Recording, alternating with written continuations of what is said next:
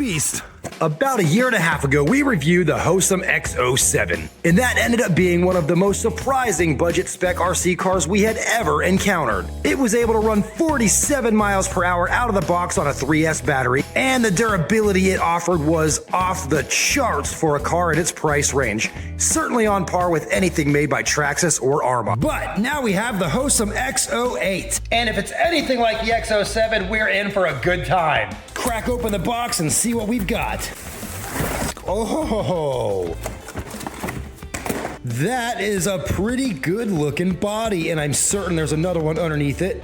There is another one underneath it. I actually think I like this one a little bit better, but they both look pretty good. They claim it is a 10th scale, and it is very somewhat like if MJX were to make a 10th scale, it would probably end up a lot like this. But is it really a 10th scale?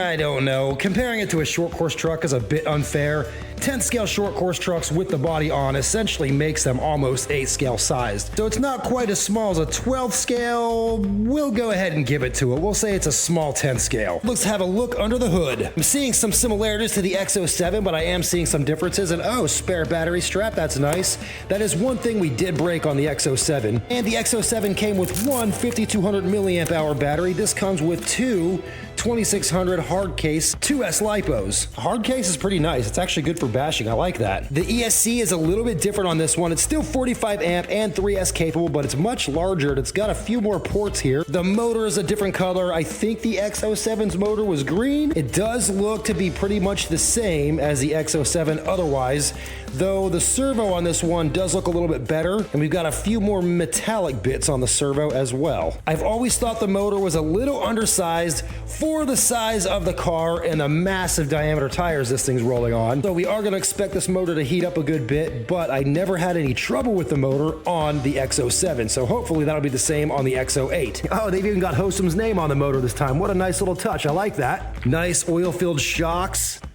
Nice absorption. And just like the X07, the plastics are very robust, yet flexible, and that's what you want for some bashing, and the X07 took some serious bashing. Hopefully that's going to be the case with the X08. I'm not sure which body to run, the somewhat Superman-inspired color scheme, or the watermelon blast over here. This body looks like it tastes like a Jolly Rancher. No, it does not.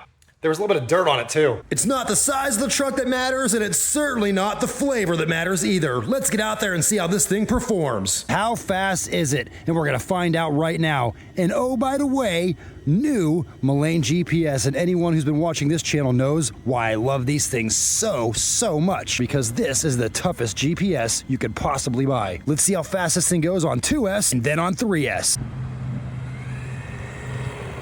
Oh boy, it really wants to pull, doesn't it?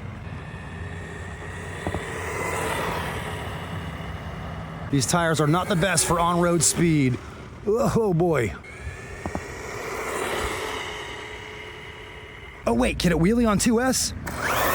Yep, it sure can. Hey, 30 miles per hour on 2S, not too bad. Now let's go 3S. Oh, it's gonna be mean. Oh my God. Oh, the GPS takes its first beating. Yeah, oh my goodness, just let it go off into the grass. Those tires are actually okay off-road. It's on-road where they're terrible. Now, a tire change on the X07 made a massive improvement to its on-road performance. Let's see if the same holds true for the X08. Those are my HPI jump shot tires. They fit perfectly. Oh yeah, oh my God. I almost said it's a lot better, but I'm not sure yet.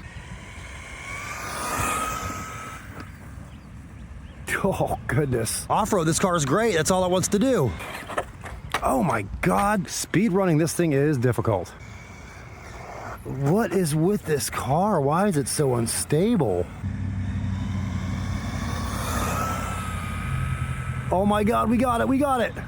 We didn't go straight, but we got the full throttle. Okay, 41.1. I think the car can go a good bit faster than that. We just cannot keep this thing straight to save our lives. Off-road speed run. And off-road it actually handles really well. Oh, I don't know why on the road it's so terrible.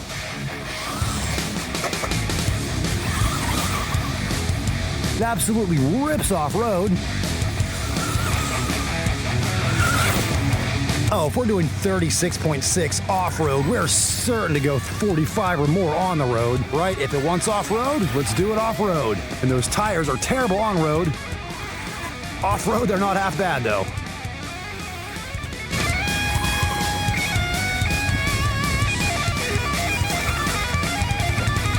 Nice.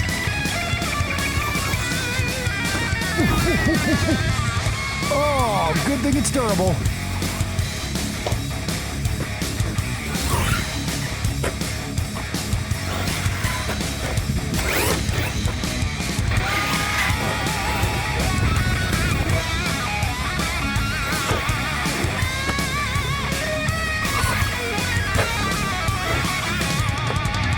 It'll flip in a heartbeat. It'll just snap right over.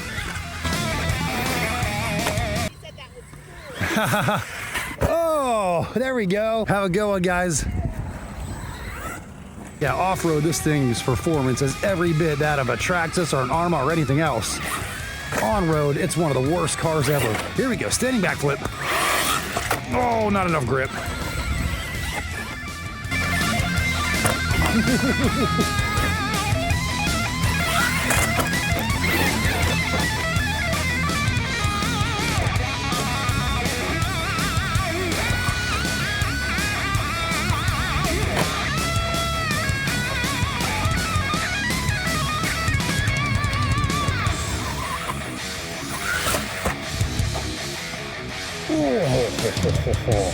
Sounds all right.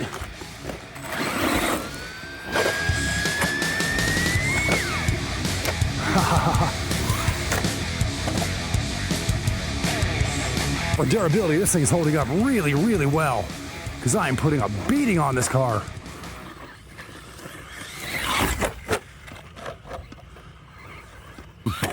Oh! Let's try it again.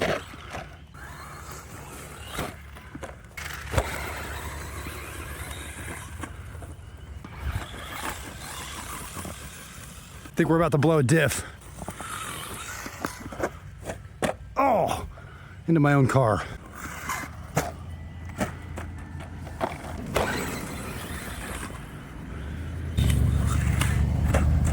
Oh my God, that was way too close. Oh, the brutality.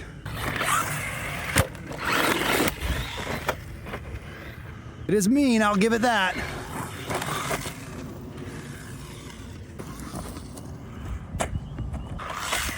Oh, beautiful. Backflip. Need a tow. Starting to hear some kind of clicking. I'm not sure if it's a gear or a drive shaft, but it's doing something. Granted, this is a high grip surface and I am putting a real beating on it and being very reckless as well. Beautiful backflips.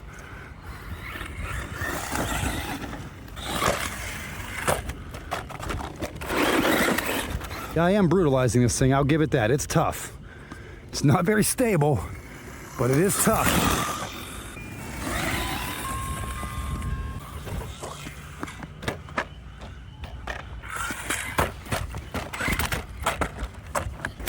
Ooh, ooh. Uh-oh, guys. Uh-oh. Yeah, sounds like a game over to me. It's one tough cookie, though. I will give it that. Okay, it's a little bit worse for the wear now. Something has locked up. Usually when a car will roll a little bit like that and then stop, it tends to be something involving a bend in the center drive shaft. I'm not sure yet exactly what it is, but that's what it feels like. As far as all the components goes, the car survived everything just fine. Front and rear drive shafts seem to be completely perfect. Shocks are okay, A-arms, upper and lower, no breakages. So on that regard, everything's okay, but we have definitely done something to the gearing. The motor feels like it's secure in place, so I don't think the motor came loose from the mount, and it never did on the X07 either. So I'm almost convinced that I've either bent the main drive shaft somehow, or I've destroyed one of the front or rear input gears. I will say I did put it through a near skate park level beating without even going to the skate park, but I've gotta say I think the X07's a little bit better than this one. I know they're virtually identical, but I had no issues whatsoever with the X07 no matter what I threw at it or what I put it through. I like the look of this car better. I certainly like this body better. One of the common ailments of budget RC cars does have a lot to do with gearing most of the time. In terms of construction and just components surrounding the chassis, they tend to be every bit as good as name brand RC cars, and this one's no different. But every time I do run into a problem with a budget RC car, it almost always involves gearing, particularly differentials. And when the box says something about powder metallurgy gears, you're probably not going to have gears lasting very long in that. And this one did say that on the box, sadly, but it's not over for this car just yet, because I am going to figure out what's gone wrong. I am going to fix it because we still do have to take it to the skate park. The X07 was absolutely spectacular at the skate park, and I just want to see if this car can live up. In the footage you've just seen in the video, yes, I was very rough with this car. I was breaking a lot of the common rules, like being on the throttle while landing, and you're not really supposed to do that, particularly on a high grip surface like grass. As far as the on-road performance of this car, it's among one of the very worst I've ever driven on road. I really hate saying that because I love Hosim cars, and I'm starting to realize the tires might not even be the issue. There's just something off. The car just will not go straight no matter how much time you spend trying to trim it. I had a similar problem with the X07, but a tire change completely cured that. Tire change on this car actually seemed to make it slightly worse. Off-road, this car was spectacular. It was lightning fast. It ran perfectly straight. It was quite durable. I did put it through quite a beating out there. And I suppose that generally speaking, if you have a car like this, you are probably going to spend most of your time driving off-road. But you still want to be able to take it on the road sometimes and be pretty rest assured that it's going to drive mostly straight. And this one did not go mostly straight at all. In fact, it went mostly every other direction except for straight, and then often just flipped over out of nowhere. We are going to give it another chance. As I said, I'm going to fix it. We're going to take it to the skate park. I don't know if that's going to be in the next few days or not. We've got several other projects coming up. But until then, let me just say, as always, thank you so much for watching. Please like, comment, subscribe. Remember, it's not about miles per hour. It's about smiles per mile. And this car was absolutely a blast off-road. I was having a really good time. So I did get some smiles per mile out of it, at least for as long as it lasted. But until next time, have fun, and we will see you in the next one.